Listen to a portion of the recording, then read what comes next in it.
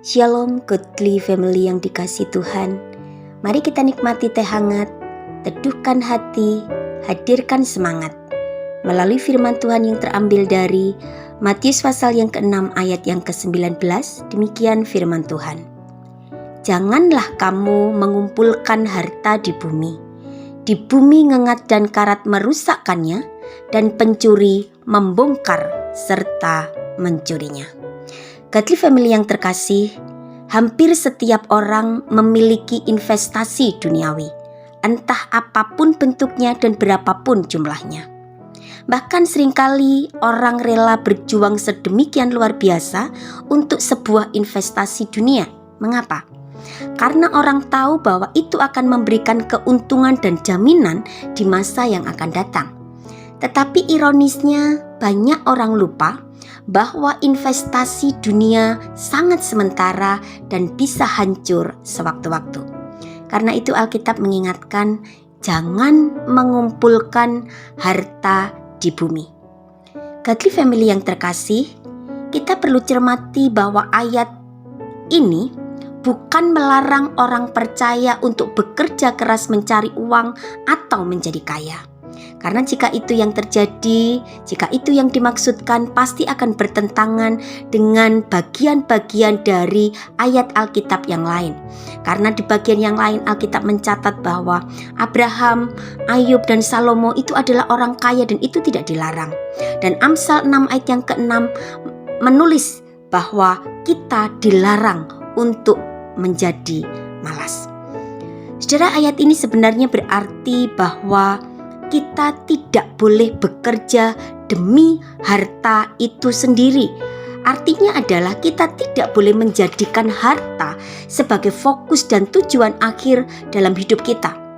Karena harta di bumi tidak akan pernah bisa membawa kita ke surga, sebaliknya justru bisa menjadi celah untuk kita jatuh di dalam dosa jika harta yang kita kumpulkan itu tidak kita tundukkan di bawah kendali Allah.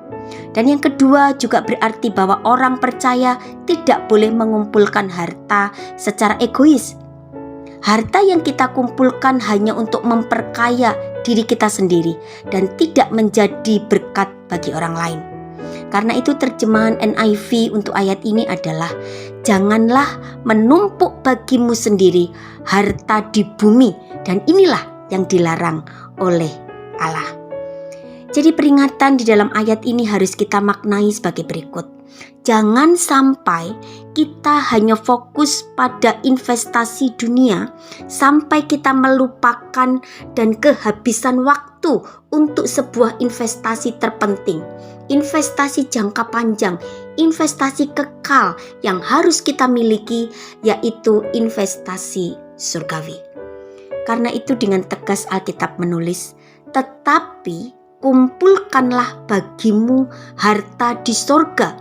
Di sorga, ngengat dan karat tidak merusakkannya, dan pencuri tidak membongkar serta mencurinya.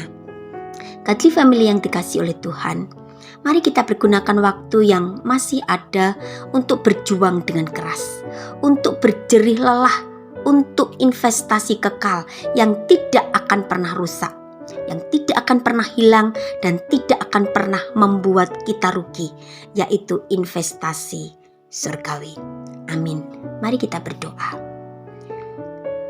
Bapa, kami mengucap syukur jika Engkau mengingatkan kami melalui bagian ini, bagaimana kami jangan hanya sekedar fokus kepada harta dunia yang kami kumpulkan. Kami menghabiskan seluruh waktu kami untuk investasi duniawi.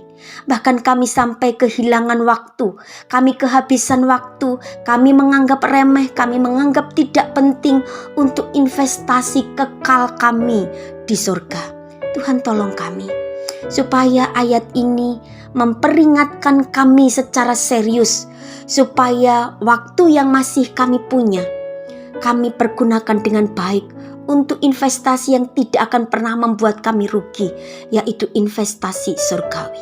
Tuhan, tolong kami untuk kami menganggap serius tentang investasi kekal ini ya Tuhan, supaya kelak kami akan bersama-sama dengan Tuhan di sorga dengan segala kemuliaan yang Tuhan sediakan bagi kami orang-orang yang Engkau kasihi. Terpujilah namamu, di dalam nama Tuhan Yesus kami berdoa. Amin.